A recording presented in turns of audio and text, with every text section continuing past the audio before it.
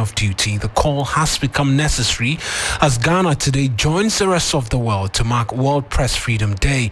Ghana's ranking on the World Press Freedom Index has over the last 3 years been on a decline, with arbitrary arrests and assault of media practitioners continuing to rise, the latest being the arrest of a journalist with Radio Adano. Speaking to 3FM, board chair of Amnesty International said the attacks need to end. And so we think that as a country, we need to respect the media.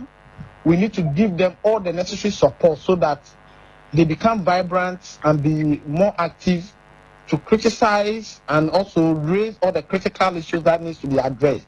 It is unfortunate that currently it is common for the police, for national security, to walk to any media house to effect arrest.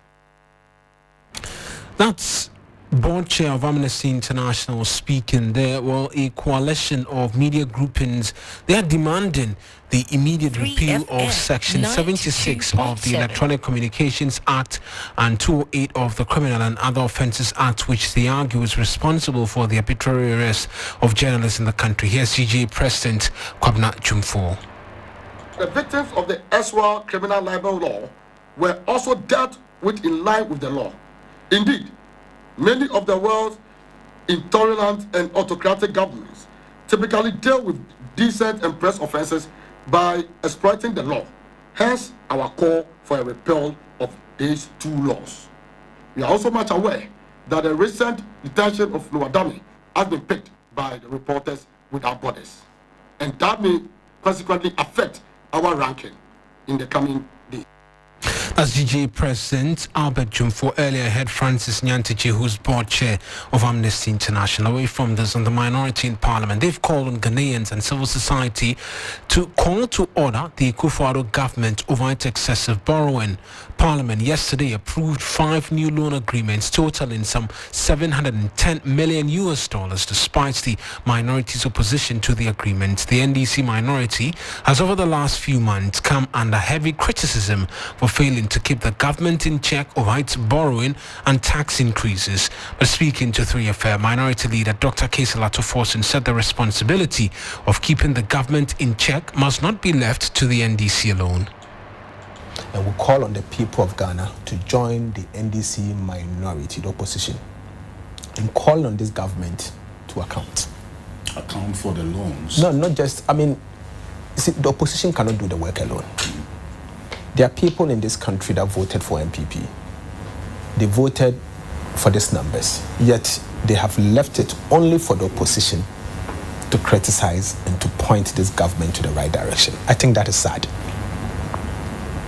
We call on civil society organization and well-meaning Ghanaians, the academia, and major institutions of state to join us in opposing this administration, because where they are taking this country to is scary.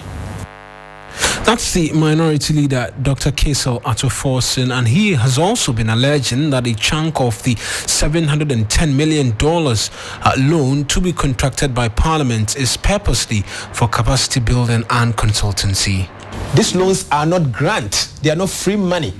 But these loans, where the loans are going to, are major worry. So if you look at the primary healthcare investment program, for instance, first of all, the name suggests that as if the government is going to build hospitals or buying equipment. But majority of this are for the purposes of consultancy services. As the minority leader, Dr. Kaisel Atoforson, away from this, and government's commitment to the fight against illegal mining is continuing to come under intense scrutiny following complaints by the Forestry Commission. They do not have the required tools to hunt down illegal miners in the country's forest reserves. The latest complaint from the commission follows a similar one by the Attorney General Godfred Dame, who has on his own been bemoaning the slow pace of court processes to deal with illegal miners currently before the judiciary. According to the Forestry Commission CEO John Alotti, personnel do not have weapons to fight head-on the illegal miners, resulting in casualty to staff. Most of these weapons that they are carrying are not the weapons that the Forestry Commission can contend with. They are carrying AK-47 that can travel about 3 kilometers, whilst the weapons we are having, the semi-automatic, can only go about 300 meters. So what it means is that to be able to fight these guys, you have to get closer to them, at least within 300 meters, to be able to deal with them. Meanwhile, from 3 kilometers away, they can shoot you. And we can give you the statistics of the number of our workers who have been attacked. That's CEO of the Forestry Commission, John Aloti. Meanwhile, the Special Prosecutor, Kisi Jabin, says that his office has already begun investigations into concerns of corruption and other related matters in the mining sector, and as such, will provide details as and when investigations are around it, and he's provided assurances as well that all persons found culpable will be dealt with according to the law. Move away from matters relating to mining now, and Norton MP Samuel Okudzeto Ablakwa says that the decision by the Accra High Court yesterday to dismiss a contempt case brought against him by Secretary to the Trustees of the National Cathedral, Reverend Victor Kusi Boateng, gives him impetus to continue in his line of work. He's been speaking to 3FM.